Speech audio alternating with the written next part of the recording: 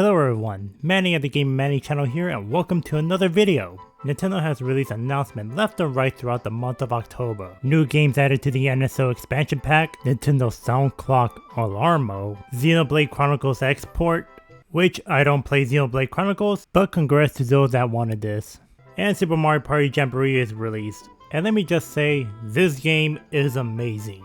I highly recommend getting this game.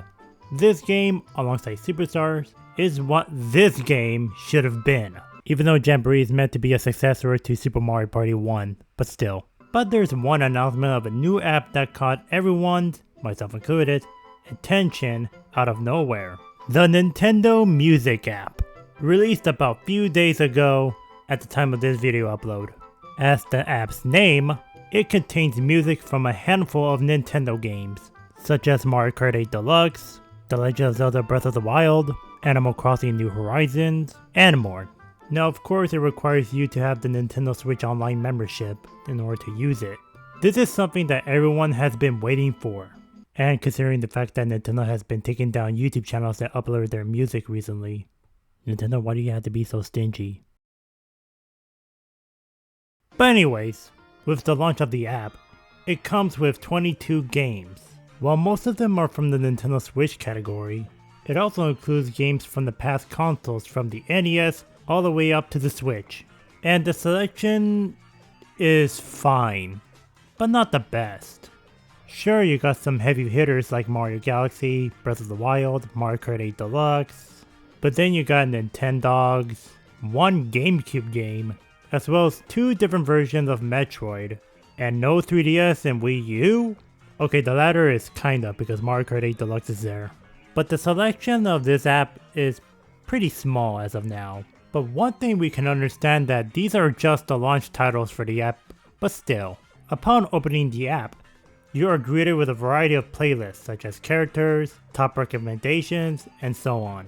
You can also create your own playlists, just like what you can do in YouTube. And I have made some of my playlists, such as a playlist with ghostly musics for Halloween, a playlist with songs that give out the Christmas vibes, a playlist with every Ocarina of Time music that are brought over to Majora's Mask. And while listening to your favorite soundtracks, you have the option to extend the music with 15 minutes, 30 minutes, or an hour, which is something I always enjoy listening to on YouTube. And having this feature is very promising. Of course, not every soundtrack has that feature, but you can also loop. And just like with the games library on the NSO service, more games will be added in the future. Just a day later after the app's launch, Super Mario Bros. Wonder got added, but the next day, nothing. It could be likely that we'll be getting new games probably a weekly, and I hope Nintendo don't make us wait for a month. And when it comes to adding games on the app, most of them are Nintendo IPs only. But that makes me wonder, are we going to see published Nintendo games that were developed by third-party developers? Games like Super Mario RPG, developed by Square Enix, F-Zero GX developed by Sega's Amusement Vision, for example. I personally think it's very likely that we're going to see them, as well as the other Nintendo games that were developed by third parties. Heck, Mario Kart 8 Deluxe was developed by Nintendo oh my god, I almost said that weirdo's name. EPD and Bandai Namco Studios Inc. And it's already in the app. And another game that also got me wondering, are we going to see Smash Brothers? I could see both Smash 64 and Melee be added to the app, but I'm curious about Brawl, Smash 4, and Ultimate. And you're probably wondering, why these games specifically? Well, starting from Brawl and onwards, third-party content are being added to the series, with the fighters, stages, and of course, the musics. I think the most likely solution is to cut them. I know that sounds disappointing to do so, but since this is a Nintendo IP music only, it would make sense to do so. Heck, there's an example right here in the Pokemon Scarlet and Violet section where it left out one song, being Celestial by Ed Sheeran, which played in the end credits after beating Area Zero story. I don't know about the DLC, as I never played it yet. While I do think Smash Bros. Brawl and onward would come very likely, it would be sad to leave out the third-party soundtracks behind, but who knows. I would love to be proven wrong. Throughout my time with this app, I actually enjoyed it.